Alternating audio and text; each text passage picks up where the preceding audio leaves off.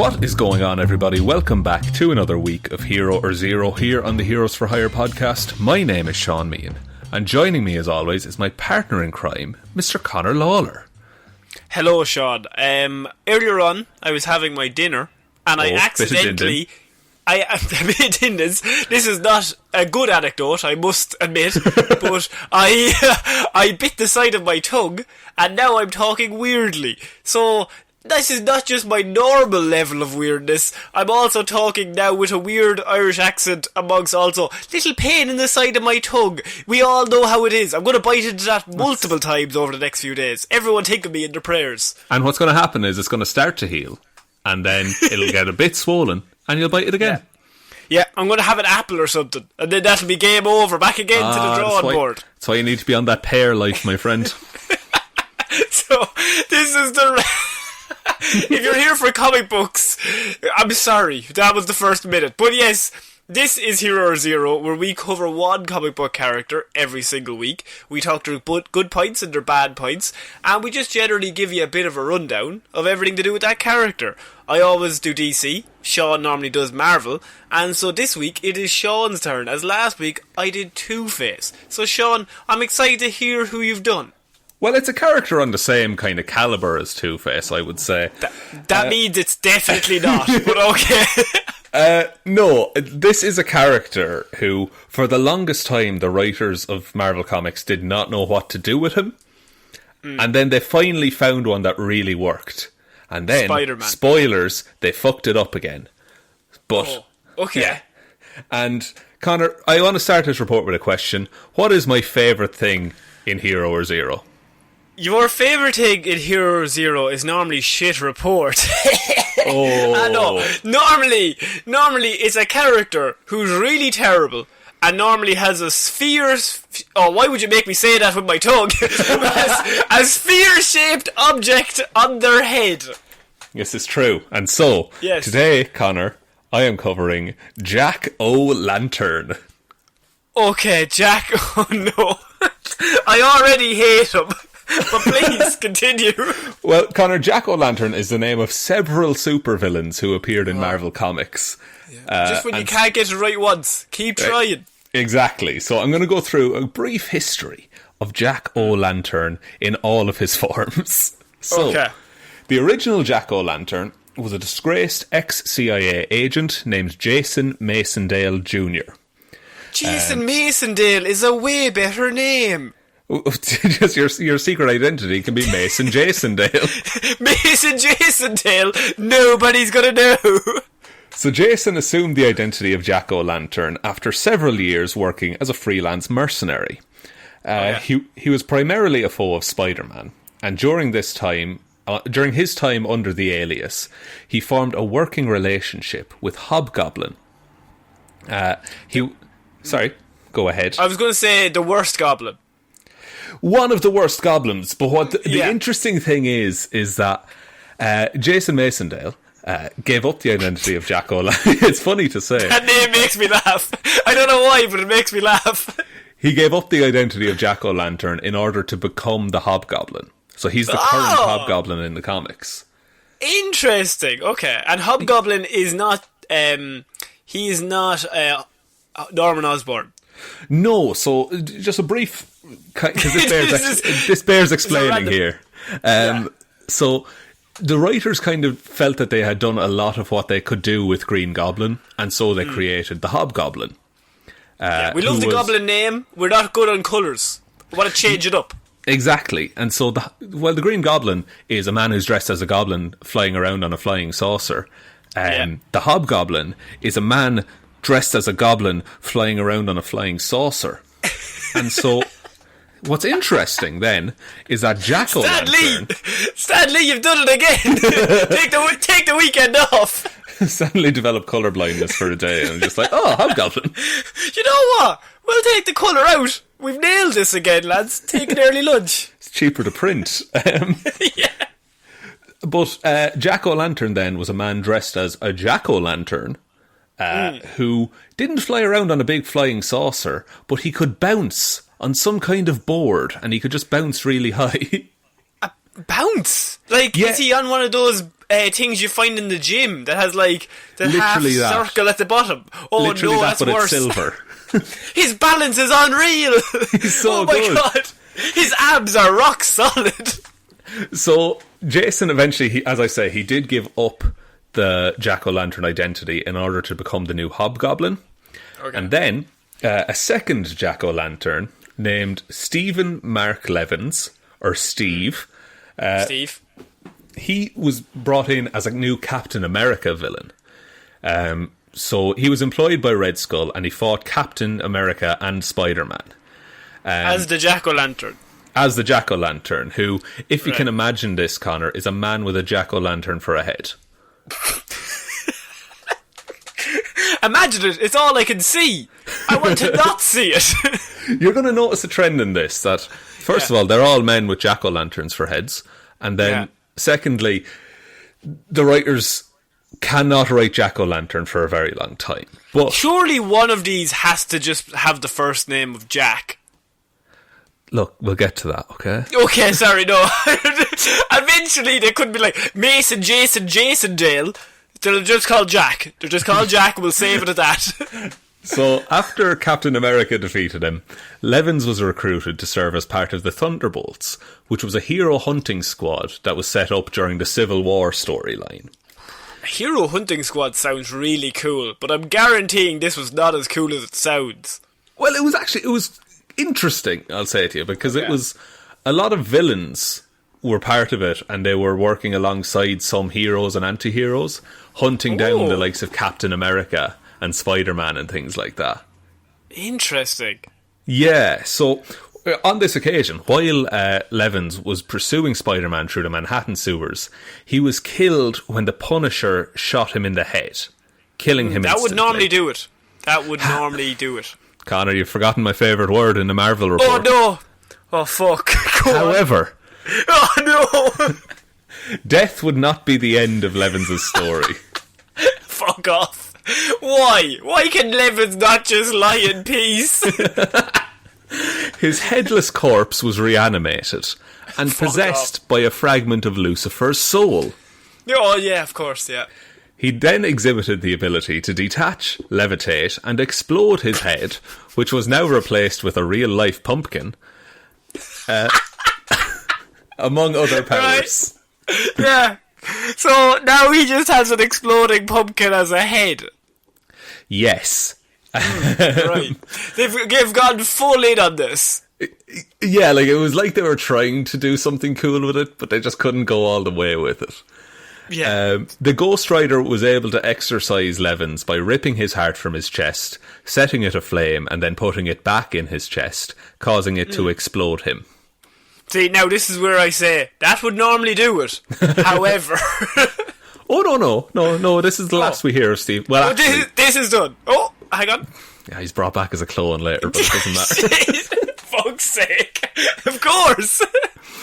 So, after the death of Steve Levins, Jack-o'-lantern seemed to reappear under a new alias known as Mad Jack. Right. It was revealed, however, that Mad Jack was actually two people.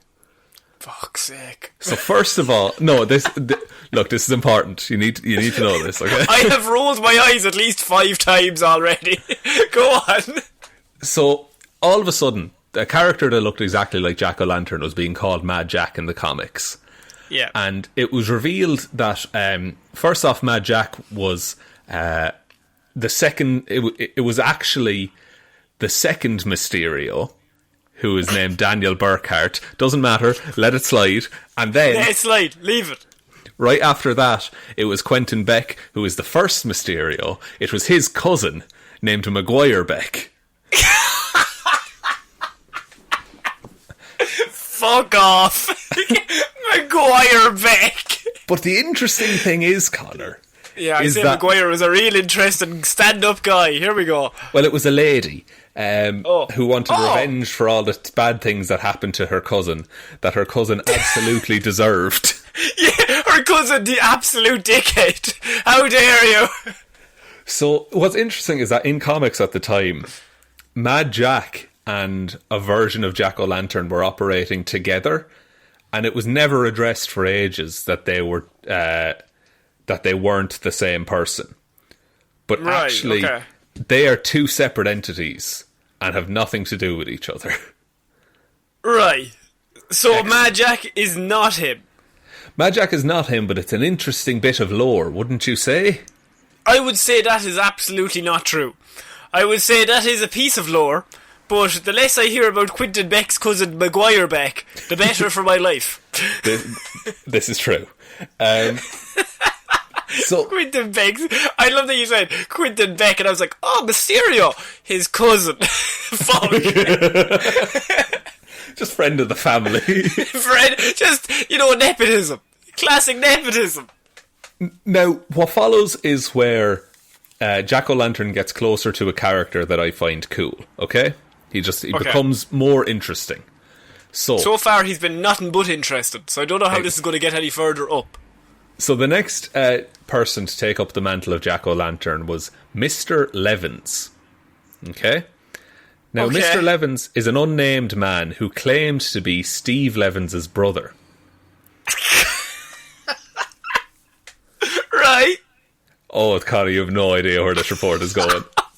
Oh, no. Don't tell me it's Maguire Beck again.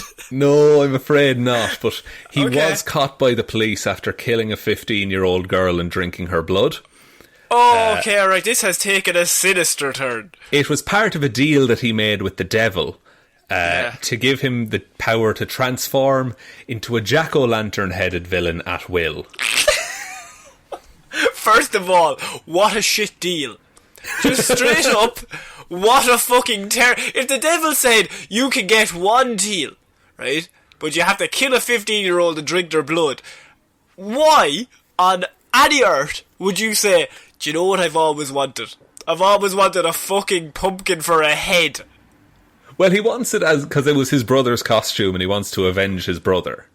Surely just make a deal to bring back your brother. Nah, no, that would be too easy. He really wants My to drink brother's some dead. blood. I'm talking to the devil. Bring him back.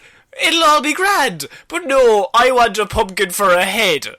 He might not have been able to, because I think his brother was a clone at the time. Okay. Oh, well, I didn't have all the available details before I started making these deals. Sorry, I didn't mean to do you like that, Connor. Yeah, you're right. So, while he was being interrogated by two detectives, they asked him about the pact he made with the demon. Are they interviewing him like in the interview room and he just has a pumpkin for a head? Well, he's a normal man at the start, but then when they ask him about the pact, he transforms into the jack-o'-lantern form, and he's also now surrounded by bats. Of course. Notoriously, bats love pumpkins. And spooky stuff. I think it looks spooky. He can also turn into a bunch of cockroaches, but that's beside the point. Well, I mean, that's obvious. I'd already made that connection before. The minute you said pumpkin, I thought cockroach. And when he transforms, one of the detectives immediately states that he's getting the electric chair. Wait, no. This would be more interesting if he said it about himself. No, I'm not living in this world. I'm done with this shit. I'm done with this shit. Under the tap. You just ruined this man's whole career. I am not involved in this. So, Jack-o'-lantern states that he is just biding his time until his Dark Lord arrives to set him free. He was later released by a lawyer sent by Norman Osborn. Oh, hang on. The lawyer drives away with Jack-o'-lantern, telling him that Norman has use for his services. He has a reason to need a load of cockroaches suddenly. Well, or some bats. That's always handy. Or some bats. Or maybe a pumpkin of some kind. Other than that, this man has no qualities. None at all. Now, Connor, that is actually the last we see of Mr. Levins. Oh no! Osborn ate him as a pumpkin. He carved him and made him into soup. Oh no! He would do that. Osborn's a little dickhead. And now we come on to my favourite Jack-o'-lantern, simply named Jack. Yes, finally. Sure, everything up to this point has been just dress rehearsal. We're getting to the meat and potatoes of it all here now, Shaun. Right, please, continue. Perfect. So, Jack was a bold child who disobeyed his parents and hurt animals. One Halloween, he came to the house of the crime master, who is an assassin in Marvel Comics. I wonder what he's interested in. Well, he knocked Jack out with gas and kidnapped him. Initially, Jack was afraid of the man, but he soon grew to consider him to be his true father. Stockholm Syndrome. Exactly. Over time, he himself was trained to be a master assassin. And then to prove his allegiance to him, Jack returned to his birth parents and murdered them with no remorse or mercy. Right. Okay. And they weren't worried at all that their son went missing. Oh, they were. They were heartbroken. And then when he showed... There's a comic panel where they're really happy when he shows up at the door. Oh, no. That's a great scene. Oh, no. And then... And then he turns into a bat. Oh, no. Well, after the murder, he developed his signature, in which he scooped out the brains of his victims and placed a candle inside them, giving them the appearance of a jack-o'-lantern. Jesus Christ. Fucking hell. And that's all in a comic panel. It was all fun and games until brains started getting removed. Jack then took up the name Jack-o'-lantern, and this is why we didn't hear from Mr. Levins after. He killed those who have used the name in the past to clean up the brand. Fucking hell. Surely that would make it messier. A brain outside a head is nothing but mess. I think he was trying to make Jack-o'-lantern cool again, rather than the cavalry of idiots that had preceded him. He couldn't hold a candle to Maguire Beck. You tell me that. Well, she could put a candle inside of her head. Of course, yeah. So, after this, in the Eastern European country of Uzbekistan... yes. I did my best there. Crime Master... Well done. Thank you. Crime Master sent Jack to find Dr. Ekmekik, a specialist in making weapons from Antarctic vibranium. These sentences, well done. You are nailing them. I would have made at least 4 mistakes already. I was doing my vocal exercises before this. Me. Go on. So, the government had a new agent named Agent Venom, who was war hero Flash Thompson bonded with the Venom symbiote. He was also trying to bring in this doctor, and though neither party succeeded, they became arch enemies. And the reason why is that during the fight with Agent Venom, Jack-o'-lantern took a grenade to the face, and he was left very disfigured. Oh, so he's holding a grudge. Yeah, he has a bone to pick with him. Yeah, and to be fair, a lot of people don't like Venom anyway. But a lot of people also don't like having their brains removed. So, half a dozen of one. So, after Flash's father died, Jack-o'-lantern appeared at his funeral and dragged Flash to Crime Master's headquarters. Fucking hell. Jesus, this is so dark. It's amazing. I love it so much. At the headquarters, he threatens to kill Flash's family if he doesn't go on a mission for him in Las Vegas with Jack-o'-lantern. He just wants friends. He just wants to go on a stag do, I think. He's like, I'm getting married. I have nobody else to invite here. Me and you, we once had a fight. I would say we're pretty close. So together they broke into a secret lab, which was hidden within a casino, with the intention of stealing the toxin symbiote, which is another symbiote like Venom. A fight broke out, and Jack promised to leave his Flash's family alone if he let him leave with the symbiote. So, Crime Master got what he wanted. Sorry. And he's definitely going to follow that. I think he's trustworthy. Yeah. Well, I mean, all he's been doing so far is killing people mercilessly, maybe really leaving gruesome scenes, removing people's brains, up until this point, stand-up fella. I think we can trust his word. Well, here's the thing. Is that Flash's friend, Betsy Brandt, who works at the Daily Bugle. She is actually the the sister of Crime Master. Oh, okay. And she knows Maguire Beck. She might. Maybe. But she, when she discovered that her brother was Crime Master, she shot him and killed him. Now, Jesus. Yeah. So what she's done there is that she's killed the only father figure that Jack-o'-lantern recognises. Yeah, and he's going to take this very calmly and absolutely not go off the rails. Exactly. And so, and also, she's going out with Flash Thompson. Oh, even more so. Betty, you have a long life to live. After the death of Crime Master, Jack-o'-lantern went on a killing spree, which escalated specifically on Father's Day. Oh no. Yeah, no, I think collectively we all seen where that was going. Well, Flash tracked Jack-o'-lantern to a sewer, thanks to a trail that Jack had left behind for him. There, he discovered that Jack had dug up the corpse of his own father and blew up the room. What? Wait, no. Jack had dug up the remains of Flash's father. Of Flash's father. He had dug up his corpse. Oh my fucking god. Okay. In the fight that ensued, it looked like Jack-o'-lantern was going to win, until Flash took his father's gun from his holster and shot him, but chose not to kill him. Fucking hell. Jesus. Like, do you know how fucked up you have to be for Flash Thompson or Venom to be in a scene and going, I really hope Flash gets out of this alive? Yeah, like, and to dig up a man's long dead father. There's rules!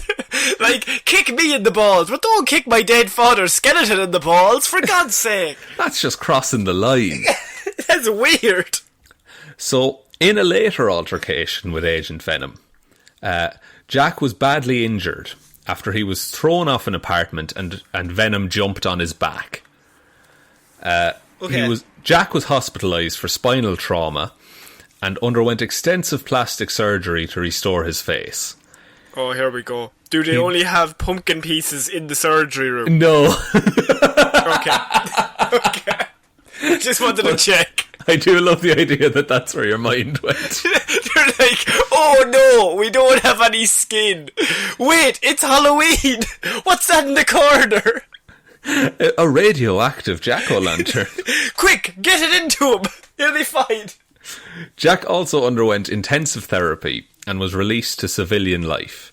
But he quickly grew bored with his mundane job and resumed his career as a supervillain. So, wait, sorry, what was he doing as a mundane job? I think he was just working in like a shop or something. Okay, alright, just normal stuff. Just a normal, like, respectable job. And he was like, yeah. I could be wearing a pumpkin head. It could be worse. It could be worse. He always said that about himself. But how many people has he killed up until this point? Dozens, if not hundreds. Alright, so really he's living with a lot of demons. It's sometimes literally.